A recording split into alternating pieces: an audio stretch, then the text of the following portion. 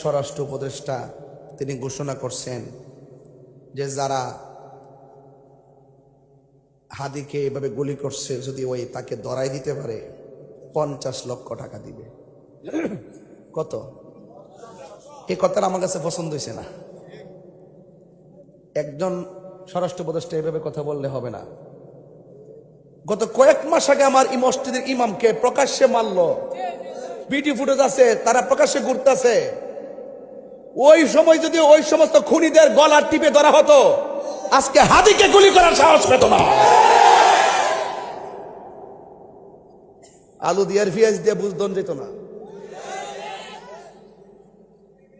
কথা কোন ঠিক না বেটি? তাহলে আমার ভাই বলল, আমার ভাইদের প্রাণের দাম নাই। আপনারা এই সমস্ত খুনিদেরকে আস্কারা দেন দিক কই?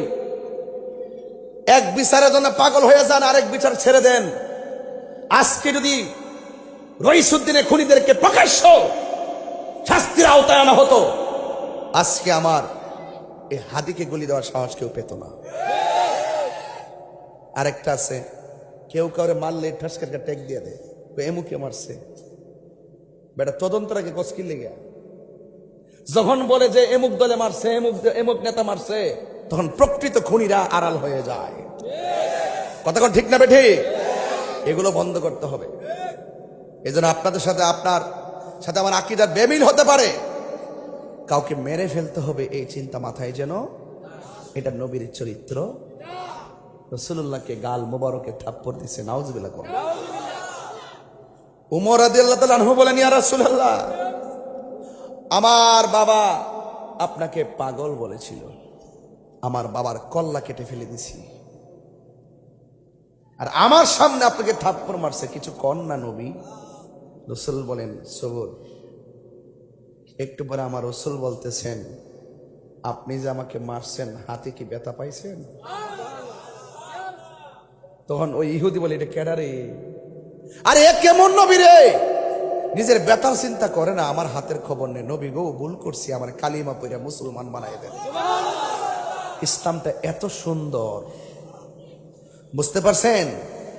ইসলামটা এত সুন্দর। আল্লাহ,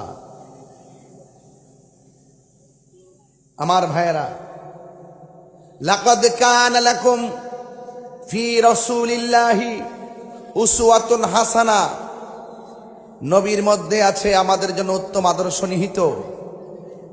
রাসূল করিম সাল্লাল্লাহু আলাইহি সাল্লাম হলো আমাদের জন্য মডেল। আমরা নবীর আদর্শ অনুকরণ করতে চাই কি চাই না? আরো বড় করে বলেন, চাই কি চাই না? লা তামশি ফিল আরদি মারহা, জমিনে অহংকার করে চলা যাবে না।